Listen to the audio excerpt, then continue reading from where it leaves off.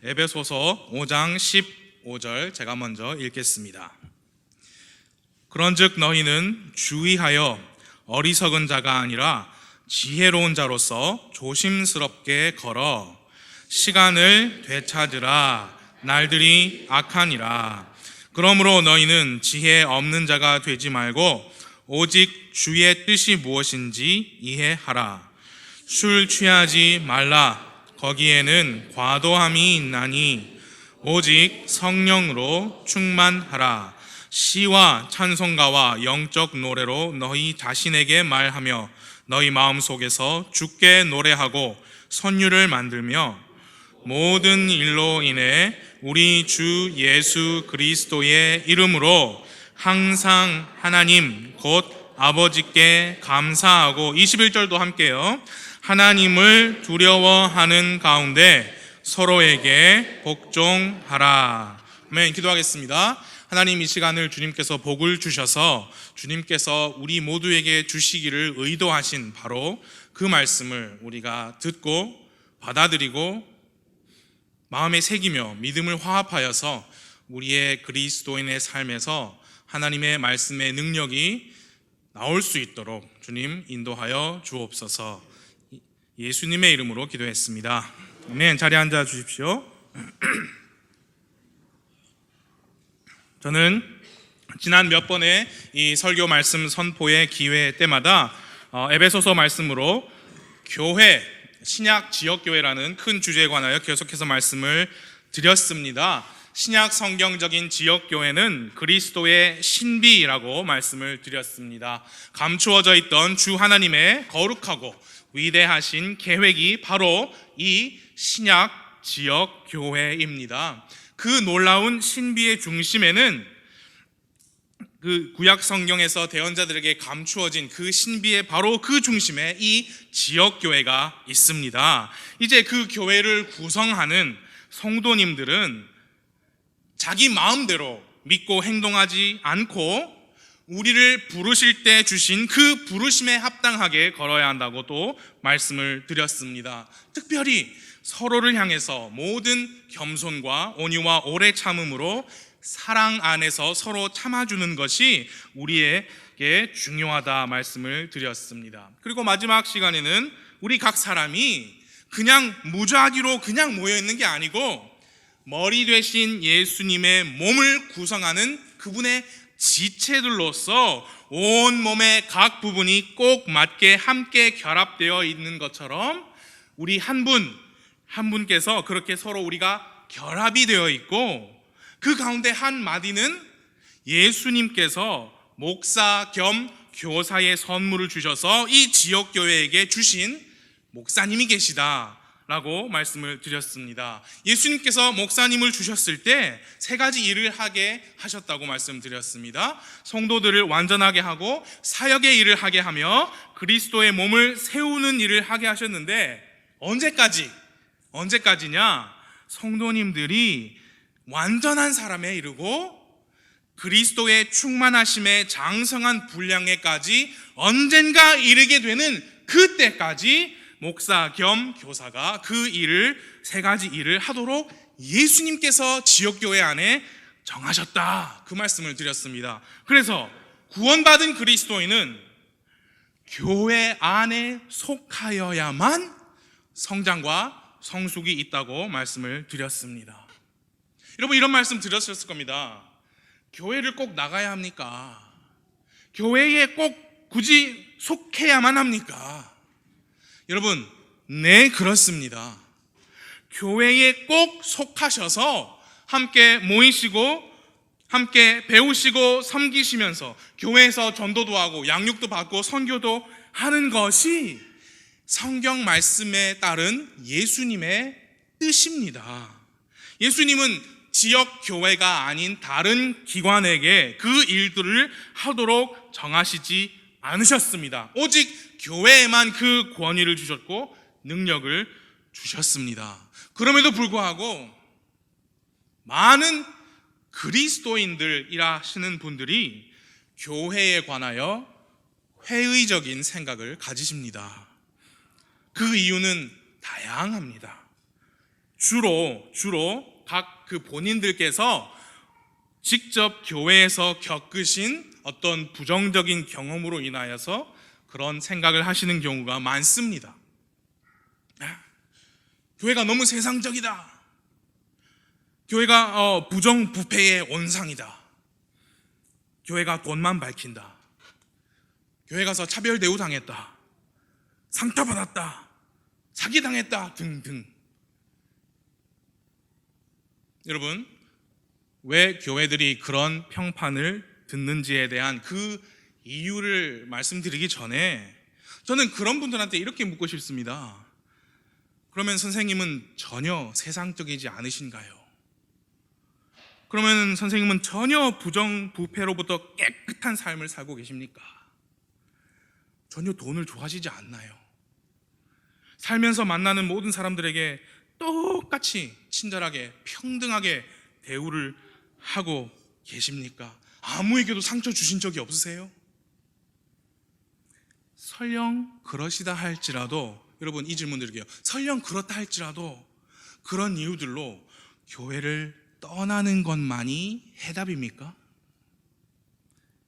왜 오늘날의 교회들이 이런 평판을 듣고 이런 문제들을 가지게 되었습니까? 여러분 한번 생각해 보세요. 무엇이 맞아요? 예수님께서 성경 말씀에 보니까 친히 시작하시고 세우시는 그분의 교회라는 예수님의 계획이 실패작입니까? 아니면 교회를 구성하는 그리스도인들이 예수님의 계획대로 철저히 따르지 않기 때문입니까? 예수님은 실수 없으신 분이에요. 하나님은 실패하시지 않으십니다.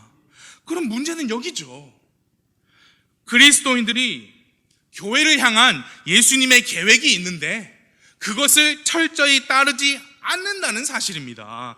다시 말해서 잘 들어주세요. 교회라는 이 모임에 관하여 사람들이 자기 자신만의 어떤 이기적인 생각을 가지는 거예요. 예수님의 계획이 있는데도 불구하고 자기 나름대로의 교회는 이래야 된다라는 이기적인 생각을 가지고 교회가 그 자기 생각대로 돌아가지 않을 때, 자기가 생각한 모습이 아닐 때 실망하고 떠나는 겁니다. 그래서 오늘 오후에는 이 교회에 관하여 계속 큰 주제를 이어가면서 정말 근본적인 교회라는 것에 관한 근본적인 하나의 주제에 관해서 말씀을 드리고자 합니다. 교회는 건물이 아니라고 우리가 잘 배워서 압니다. 사람의 모임이 교회다. 그러나 요즘에는 교회라고 하면은 일반적으로 기독교 모임을 뜻합니다. 그래서 예수님 시대에 에클레시아라는 단어 아시죠? 예수님 시대에 에클레시아, 어떤 모임, 그 단어는 거기에 모인 사람들이 공통된 목적과 뜻을 가지고 모였다 하면 그 어떤 모임도 다 에클레시아라고 불렀습니다. 그런데 예수님께서 말씀하셨어요. 내가 이 반석 위에 내 교회를 세우리니 나의 에클레시아를 세우겠다. 그래서 그 예수님의 교회의 근간은 개인의 생각이 될 수 없습니다. 예수님의 에클레시아니까 예수님의 계획, 예수님의 뜻이 교회의 가장 중요한 근간이 돼야 하는 겁니다. 예수님께서 땅에서 사역하시면서 내 교회, 예수님의 교회를 시작하시고 세우셨습니다. 교회는 예수님 중심으로 모이는 곳입니다. 예수님 당시에 예수님 중심으로 모였습니다. 교회는 예수님의 말씀을 배우고 듣고 따르는 모임입니다. 예수님 당시에도 예수님께서 말씀하시고 따랐습니다. 교회는 예수님의 명령을 준수하고 지키는 모임입니다. 예수님 당시의 교회의 모습입니다. 그리고 한 가지 더, 무엇이 교회를 만드느냐? 교회는 구원받고 침례받은 그리스도인들의 모임입니다. 다시 말씀드릴게요. 그 안에 성령님을 모신 사람들의 모임입니다. 예수님께서 하늘로 올라가시기 전에 이 땅에 계실 때 직접 숨을 내쉬셔서 너희는 성령을 받으라 해서 예수님 올라가시기 전부터 성령을 받은 사람, 사도들이죠. 그 사건이 있었습니다. 요한복음 20장 21절에서 나옵니다. 아버지께서 나를 보내신 것 같이 나도 너희를 세상에 보내노라. 그분께서 이것을 말씀하시고 그들 위에 숨을 내쉬며 그들에게 이르시되 너희는 성령을 받으라. 그래서 예수님께서 이 땅에 계시는 동안에 교회가 갖추어야 될 조건을 다 갖춘 거예요. 그 모임이. 오순절에 교회가 비로소 시작된 게 아니란 말이에요. 오순절에는 성령님께서 많은 사람들에게 한 번에 임하셨습니다. 그러나 그 전에 성령을 받은 사도들이 있었어요. 성령님, 그게 예수님의 교회를 향한 핵심적인 계획입니다. 여러분, 이 교회는 개모임이 아니죠. 동호회도 아닙니다. 이윤을 추구하는 기업도 아닙니다. 그리고 우리 교회 안에 실제 가족들이 많이 계십니다. 그렇지만 교회는 가족 모임이 아니에요. 정신수련원도 아니고 심리치유센터 아닙니다. 예수님의 에클레시아, 예수님의 교회로 모인 사람들이 그러면 공통적으로 가진 목적과 뜻이 뭐냐? 예수님의 에클레시아로 모인 사람들이 공통적으로 가지고 있는 것은 바로 성령님의 내주하심이라는 진리입니다. 그 안에 성령님께서 들어와 거하신다는 사실입니다. 에베소서 1장 13절과 14절을 봐주십시오. 제가 읽어드리겠습니다. 같은 에베소서니까 1장 13절과 14절입니다. 너희도 진리의 말씀 곧 너희의 구원의 복음을 들은 뒤에 그분을 신뢰하였고 너희가 믿은 뒤에 또한 그분 안에서 약속의 저 거룩하신 영으로 봉인되었느니라. 자, 순서가 나오죠. 구원의 복음을 들은 뒤에, 신뢰하였고 믿은 뒤에, 그가 복음을 들어야 돼요. 그래서 믿고 구원을 받아야 돼요. 그 다음에 거룩하신 영으로 봉인이 된다. 14절, 이 영께서는 값 주고 사신 그 소유물이 구속을 받을 때까지 우리의 상속 유업의 보증이 되사 그분의 영광을 찬양하게 하신다.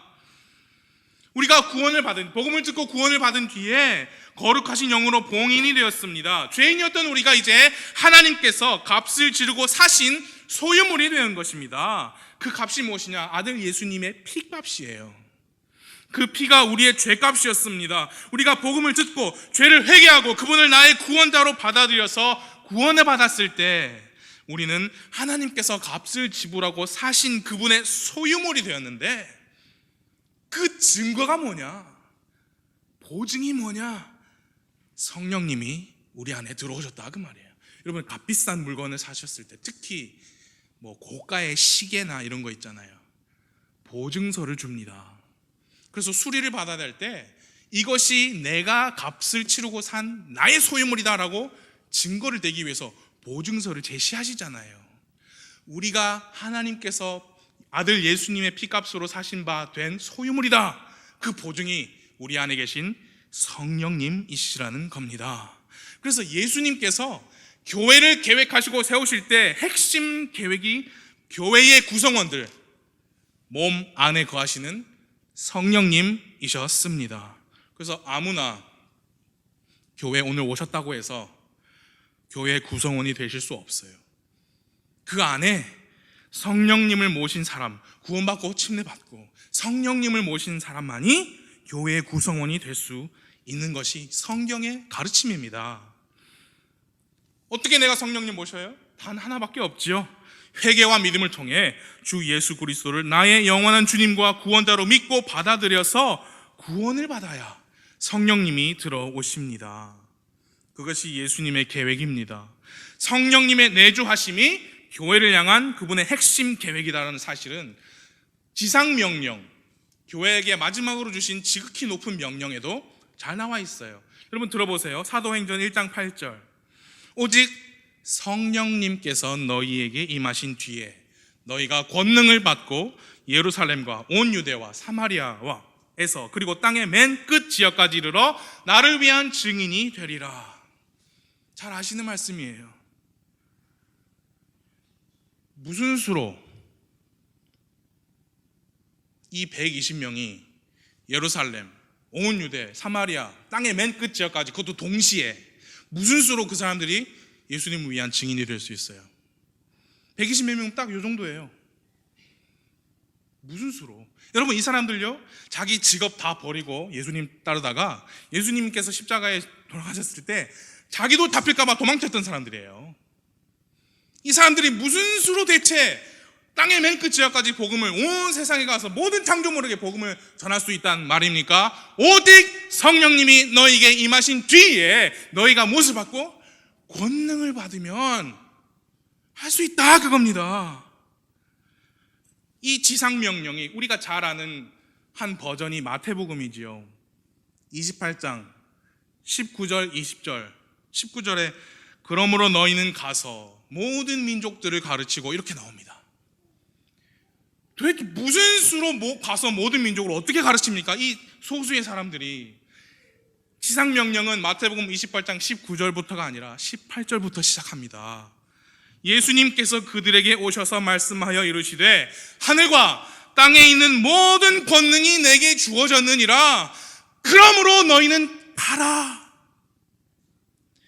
그 권능 어디서 옵니까? 믿는 자들 안에 오셔서 거하시는 성령님에 의해 주어집니다. 그러니까 이 교회를 향한 핵심 계획이 무엇이냐? 성령님의 내주하셔야 그 권능을 여러분 한 분 한 분이 교회 구성원들이 받게 된다, 그거예요. 성령님 없이는 권능 없고, 권능 없이는 교회는 맡은 바 사명을 감당할 수 없습니다. 그래서 우리가 이 교회라는 걸 개념을 생각할 때 우리 마음대로 생각하고 정의를 내리면 안 됩니다. 교회는 이래야 한다, 저래야 한다, 우리식으로 해석할 수 있지 않습니다. 예수님의 계획이에요. 그것은 무엇이냐? 성령님을 모신 그리스도인들이 모여서 성령님의 권능으로 복음도 전하고 성령님의 권능으로 교회가 해야 할 일을 하게 하는 것이 예수님의 계획입니다. 아까 서론에서 이야기했던 그 이야기, 교회가 왜 사람들의 비난을 받는 이 지경까지 이르렀는가? 어쩌다 이 구원을 받은 그리스도인들조차 교회를 싫어하고 거부하는 지경이 되었습니까? 예수님의 계획이 실패가 아닙니다. 죄인이 구원을 받았는데 성령님께서 안 들어오신 게 아닙니다. 에베소서 말씀은 교회 구성원들에게, 그리스도의 몸된 지체들에게 이렇게 말씀합니다. 4장 30절에서 하나님의 거룩한 영을 슬프게 하지 말라. 그리고 5장 18절 본문에서 오직 성령으로 충만하라. 우리가 구원받았으면 성령님께서 들어와 계세요. 그런데 왜 우리는 성령님의 권능을 볼 수 없습니까? 제 말을 잘 들어주세요.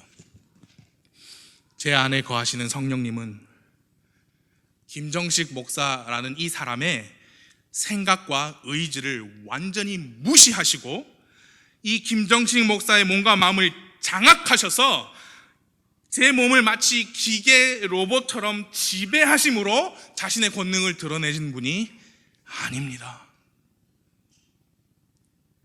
성령 하나님은, 아버지 하나님은, 아들 하나님은 절대 여러분과 저의 자유의지를 꺾으시면서까지 우리를 통제하시고 다스리시는 그런 하나님이 아니에요. 에덴 동산에서부터 사람의 자유의지를 존중하셨어요. 사람이 스스로 의지적으로 하나님께 가까이 나오고 하나님을 섬기기를 선택하고 하나님 사랑하기를 선택하기를 바라셨습니다. 여러분과 제 안에 성령님께서 거하심에도 불구하고 우리는 왜 그분의 권능을 보지 못합니까? 우리가 스스로 기꺼이 완전히 그 성령님께 내 자신을 내어드리지 않기 때문이에요. 그것은 우리 몫이에요. 그러니까 성령님을 슬프게 할 수 있는 것도 우리고요, 성령님으로 충만하게 하는 것도 우리예요. 왜 교회가 그런 말을 듣느냐? 성령님으로 충만하지 않기 때문이에요. 교회는 이렇고 저렇고 그래서 난 교회 안 나가 라고 하기 전에 이렇게 해야 돼요. 과연 나는 성령님으로 충만한 그리스도인인가를 내가 먼저 돌아봐야 합니다.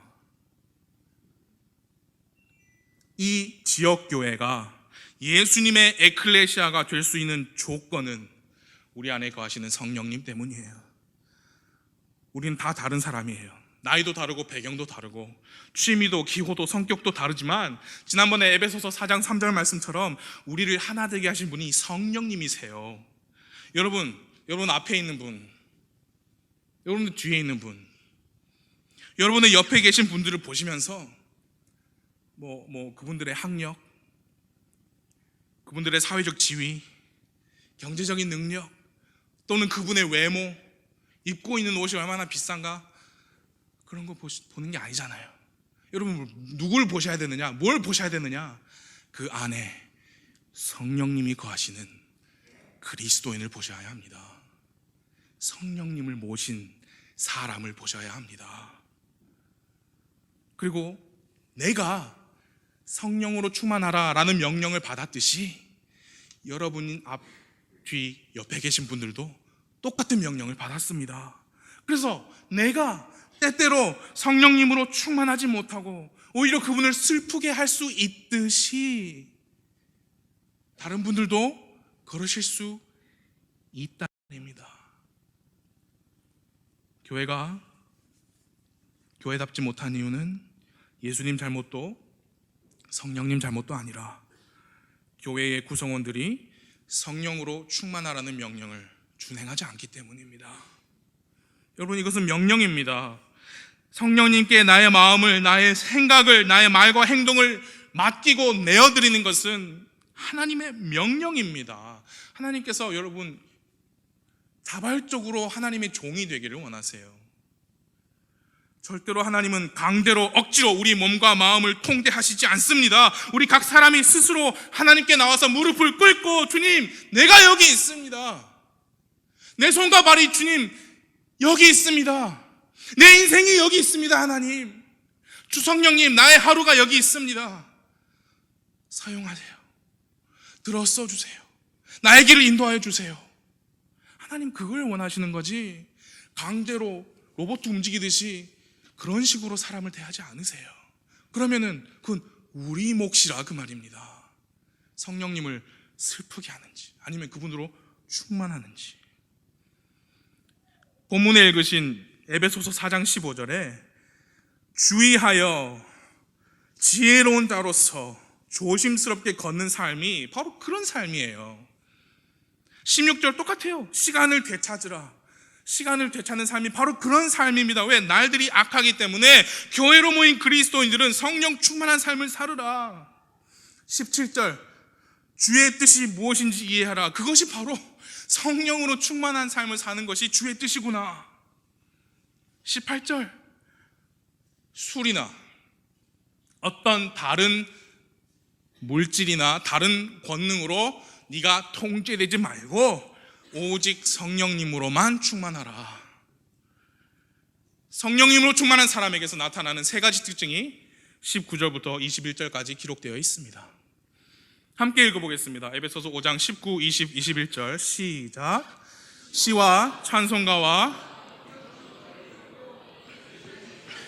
말하며 너희 마음 속에서 주께 노래하고 선율을 만들며 모든 일로 인해 우리 주 예수 그리스도의 이름으로 항상 하나님 곧 아버지께 감사하고 하나님을 두려워하는 가운데 서로에게 복종하라.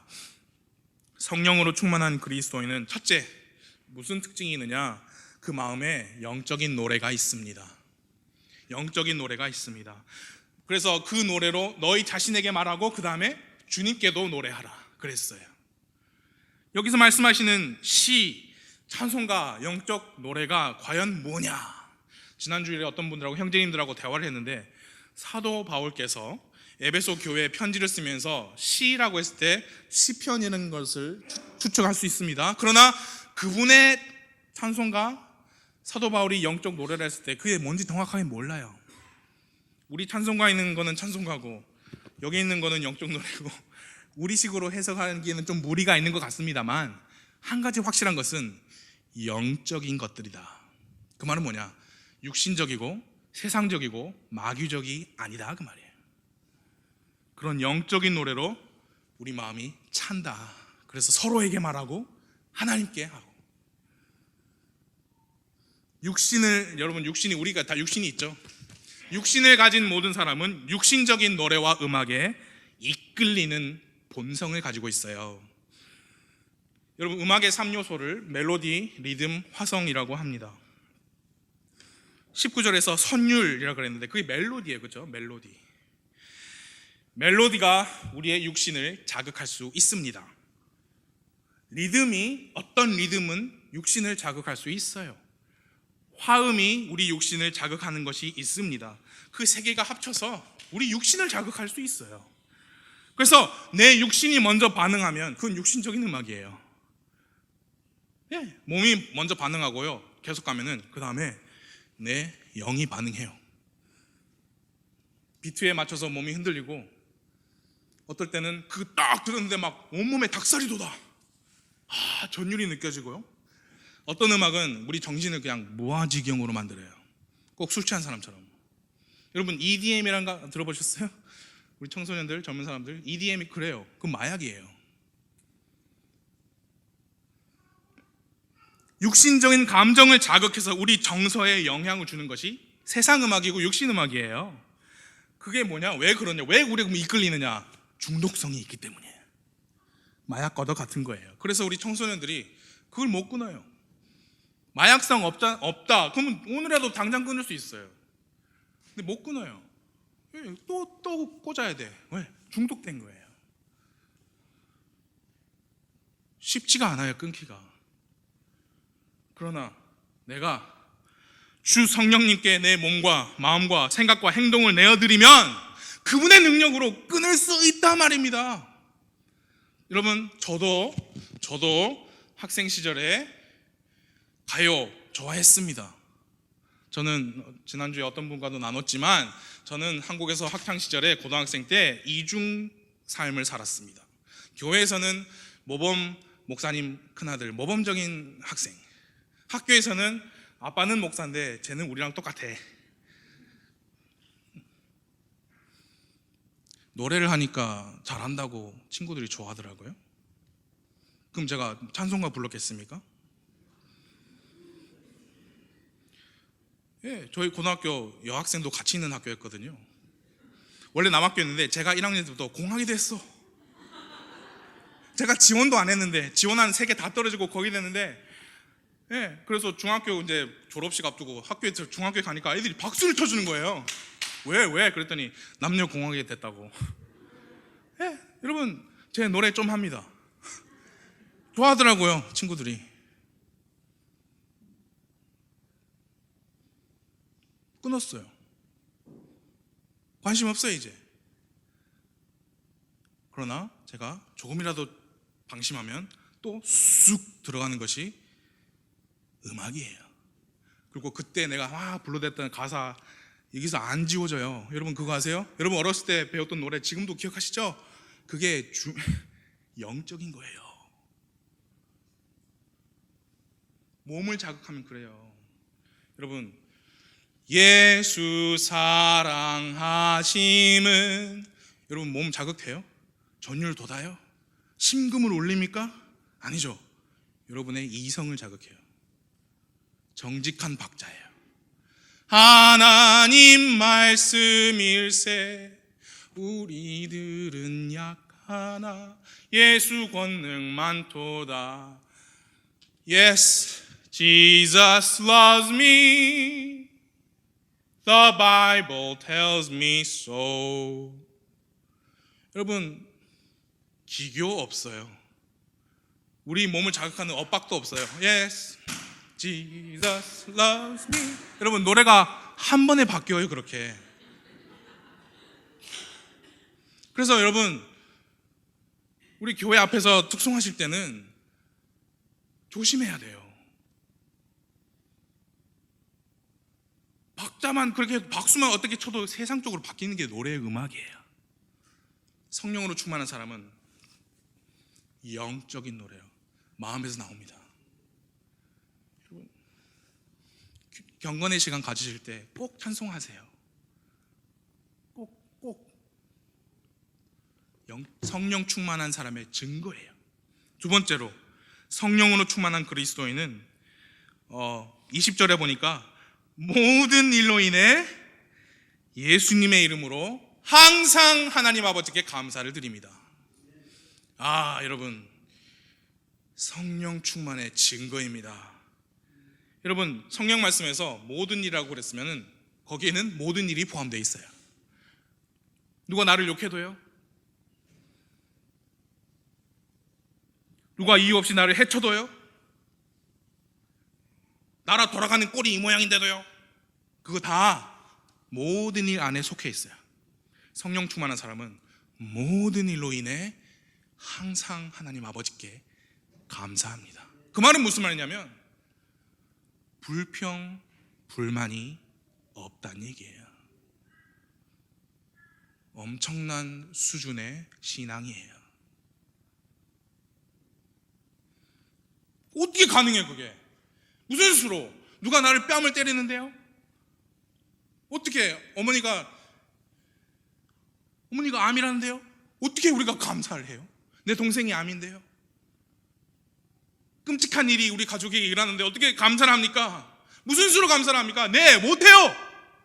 우리 힘으로는 못하지만 우리가 성령님으로 충만하면 성령님께서 너에게 임하시면 너희가 권능을 받고 그분의 권능으로 감사할 수 있습니다. 여러분, 그래서 교회에서 이렇게 만나실 때 여러분 앞, 뒤, 옆에 계신 분들을 보실 때 그 안에 계신 성령님을 보셔야 되는 거예요.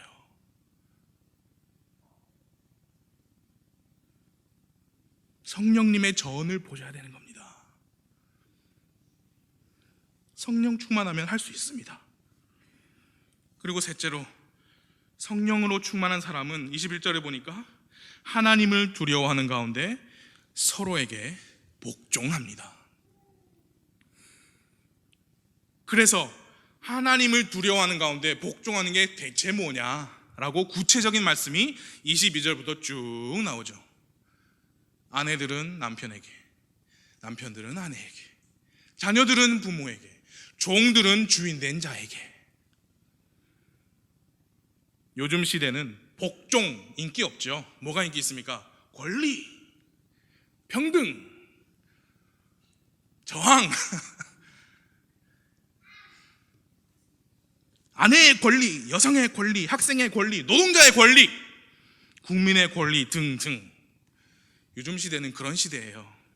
네, 맞습니다. 그러나 그리스도인들이 성령님으로 충만하면 하나님을 두려워하는 가운데 서로에게 복종할 수 있다. 왜? 내 남편을 나에게 주신 분이 누구시다? 하나님이신데 그분을 보세요. 그분을 두려워하는 가운데, 나에게 이 남편을 주신 분이 하나님이시니까 내가 하나님을 두려워하는 가운데 남편에게 복종할 수 있고, 똑같아요. 나에게 이 아내를 주신 분이 하나님이시니까 내가 그분을 두려워하는 가운데 아내를 사랑하고, 어떻게 예수님께서 교회를 사랑하사 자기를 내주신 것처럼 목숨을 내놓는다는 얘기예요. 내 생명까지 내놓으면서 내가 내 아내를 사랑할 수 있다는 겁니다. 하나님을 두려워하는 가운데. 어떻게 그렇게 가능합니까? 에이, 저 세상 얘기하고 있네. 맞아요, 저 세상 얘기예요. 이 세상 얘기 아니에요. 성령님을 모신 사람들이 성령님으로 충만할 때 가능한 얘기입니다. 그리고 가능합니다. 가능해요. 우리 힘으로는 안 되지만 그분의 권능으로 가능합니다. 사랑하는 그리스도인 여러분, 부산 성서 침례교회 너무 사랑합니다. 여러분도 사랑하시죠? 하나님 사랑 때문에 사랑할 수 있어요. 그래서 교회에 오셔서 우리 눈에 보일 수밖에 없습니다. 인간적인 연약한 모습들, 부족한 모습들, 누가 실수하고 실족하는 거 보일 수밖에 없지만 그런 거 보지 마시고 그 안에 계신 성령님을 보세요. 이분은 성령님이 안에 거하시는 하나님의 전이다. 그걸 보시기 바랍니다. 그리고 그 전에 나 스스로 나를 돌아보고, 나는 과연 성령님으로 충만한 삶을 살고 있나? 여러분, 그것이 교회에게 주신 예수님의 계획입니다. 교회에게 여러 가지 명령을 주셨지만 우리 힘으로 하라고 주신 거 아닙니다. 성령님이 예수님의 계획의 핵심입니다. 성령님의 권능으로 성령님께서 우리를 통하여서 큰 일을 하실 수 있습니다. 성령으로 충만하라. 이것은 명령입니다. 부디 하나님께 영광이 되는 교회 구성원들로서 하나님께 영광이 되는 올바른 결단, 올바른 생각의 고침, 그런 것들이 부디 있으시기를 바랍니다. 함께 기도하겠습니다.